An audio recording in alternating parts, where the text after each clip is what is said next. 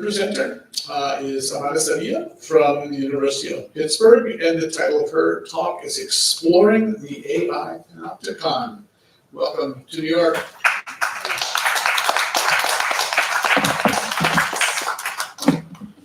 Hi, everybody.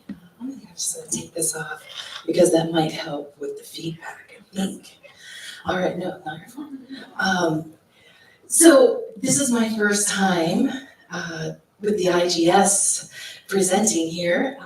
Very excited about it. I decided to cause myself trouble with going with AI, I think, because I originally was going to do a talk on why America is so angry, but instead I decided to give myself some trouble. So if things go wrong, I can just burst into song and use this mic as a singer, and that will be what I'll do. But yes, I want to thank Lance for inviting me to be here for this. It just really means a lot to me. And I want to explore some of my thoughts on the conversation surrounding artificial intelligence that is occurring at the moment. Specifically, I would like to share some of the issues concerning AI within the context of my work at the University of Pittsburgh. AI seems to be on everyone's minds, especially those of us working with writers in our respective disciplines. I know it's been particularly on my mind when I record a lecture and the automatic captioning changes the phrase, "You're in a great place," to "urinate greatness." That one almost got through, but I did a quick skim edit and caught it, luckily. As I've been thinking about AI and its impact on our social discourse, I've been simultaneously immersed in an ongoing conversation that only perpetuates a dialectic of more and more questions surrounding rhetorical ethical concerns. The once casual interest in AI has now become a commitment in many ways. The probes are consistent, and they help us figure out the possibilities machine learning can bring. In turn, I have noted that these social concerns tend to include a few guiding questions that people ask on a regular basis. First, what is AI exactly? Next, what will happen to the nature of human creativity with its use? Will creative processes wane and dissipate in the wake of new AI? And third, where is new AI taking us now? Should there be some form of regulation of AI to mitigate ethical problems? Regarding the first question, there are many activities that fall into the category of AI, and I realize that many of you have been involved in this for a very long time. I am just getting my feet wet with these definitions. So this is a basic list, but here they are. There's narrow or weak AI.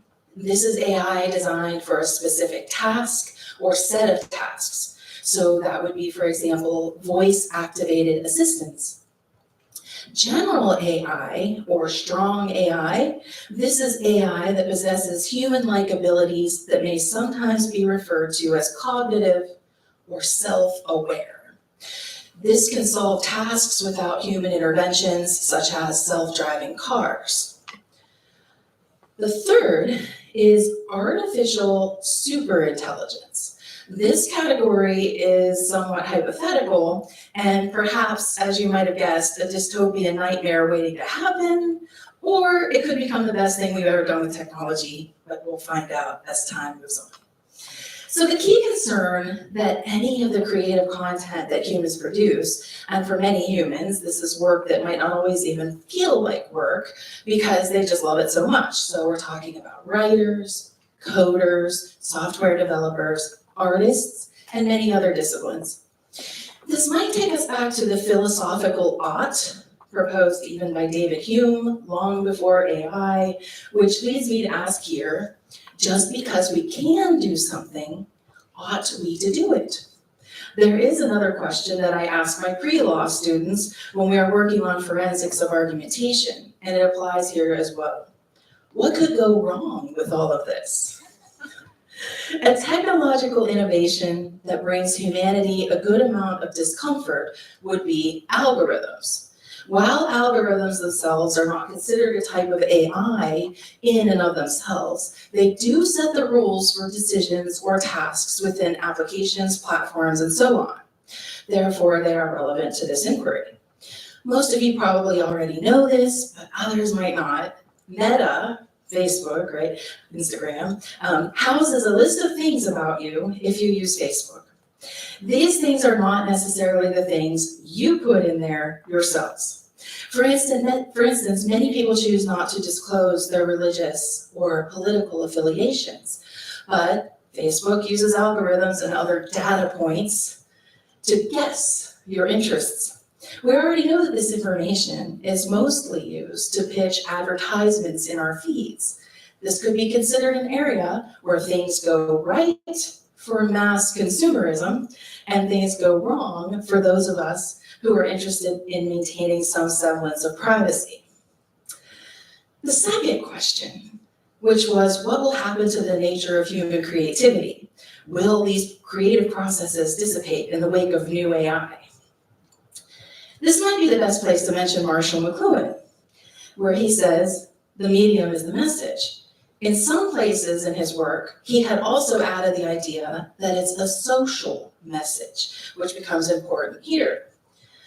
Writing is potentially one of the most human activities we can accomplish. For some, writing goes beyond self-expression. It's a way to enhance the sensations of one's life through intrinsic or extrinsic observations. It's a way to communicate the self or thoughts that emerge from deep inside the self. Either way, it's deeply human to tell stories. For many, writing is life, breathing in life and then putting it onto the page. However, human creativity and thoughtful writing is apparently not on everyone's agenda. And there are legitimate concerns among higher education professors, for example, who worry about students' use of AI models like ChatGPT. These are the natural language processing mechanisms, right? And right now, it is a very pressing concern, especially for those of us who teach in the writing courses and ESL courses and that kind of thing. The good news is that most students I've talked to seem to have an understanding that personal growth in one's writing won't happen if they rely too heavily on programs like ChatGPT or allow it to do all of the work for them. This is also the case for those in software and coding. My husband Marv, who's here in the audience today, is a software developer, and he talks about this whenever the subject comes up.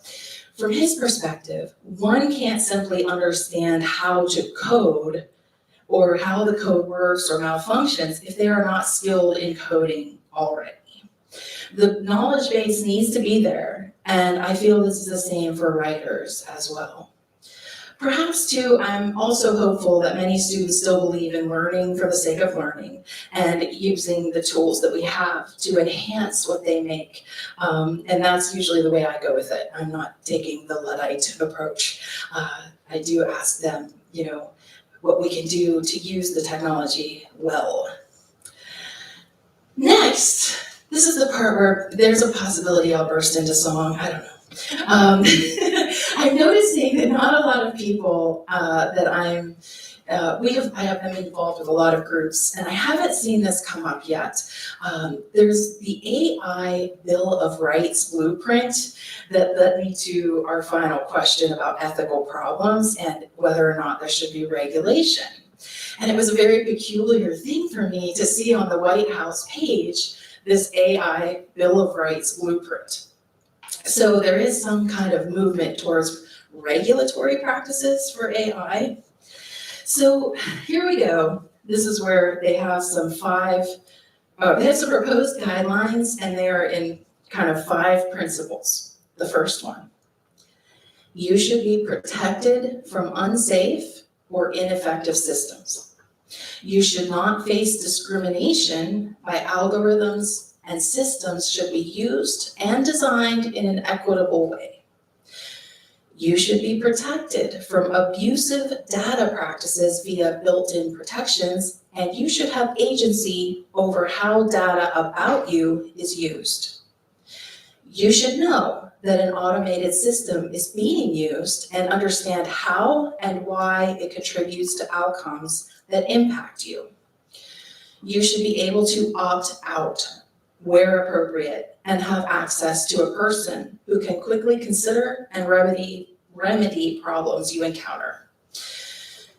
What's interesting here is that there is language about surveillance technology within this blueprint.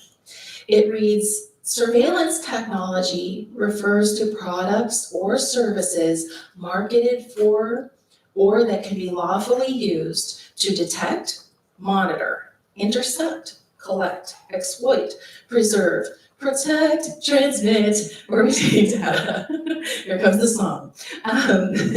This framework limits its focus to both government and commercial use of surveillance technologies when juxtaposed with real-time or subsequent automated analysis, and when such systems have a potential for meaningful impact on individuals' or communities' rights, opportunities, or access.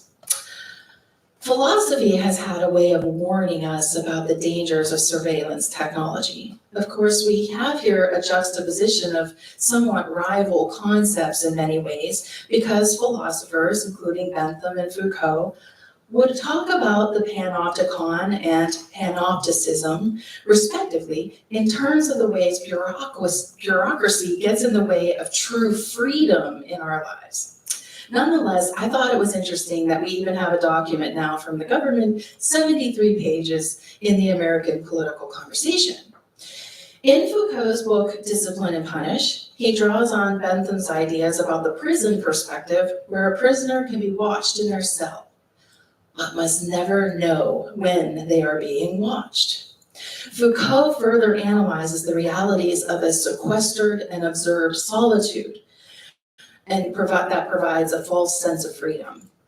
The quote, "The Panopticon is a privileged place for experiments on men and for analyzing with complete certainty the transformations that may be obtained from them. The Panopticon may even provide an apparatus for supervising its own mechanisms. In this central tower, the director may spy on all the employees that he has under his orders: nurses, doctors, foremen, teachers, warders. He will be able to judge them continuously, alter their behavior, impose upon them the methods he thinks best, and it will be possible to observe the director himself." He presents other examples of early forms of social surveillance at the end of the 17th century during the plague. People's movements were monitored closely with rules in place to create what he called strict spatial partitioning to prevent the spread of disease. Foucault advanced the notion of a new panopticism where we see a collection of separated individualities, sorry, my Pittsburgh, Ohio accent's coming out, that lead to that sequestered and observed solitude that I mentioned previously. I know I need to speed it up here. When examining the impact of machine learning for future definitions of intelligence, those of us in higher education are working on teaching students about these philosophical, ethical implications, while also examining how historical narratives like Alan Turing's contributions to laying a foundation for artificial intelligence, along with Gordon Welchman, when they invented the bomb with an E on the end machine to help break the German Enigma codes during World War II. Cambridge professor Dr. James Grime notes that the bomb machine helped code breakers speed up the process and likely shortened the war by at least 2 years. Turing, of course, tragically died in 1954, 10 years before Marshall McLuhan's Understanding Media was released. The middle of the 20th century brought forth a lot of probes into the meaning of intelligence and the idea of decision-making, which was at the very end of your presentation, Diana, the idea of decision-making and how this comes from these intricate codes. Today, this has expanded into a very pressing matter of the social message that accompanies the use of AI. As people learn more about the ethical questions surrounding the use of AI in professional capacities, including in higher education or straight into the workforce, there is room for well-informed uses of new AI that we already see in progress in art and the media world. The point here is that it should be real knowledge or intelligence at the helm, and then this will prevent abuses of technology that so many people are fearing at the moment, and it's actually in place already in many professions that we see today. Thank you so much.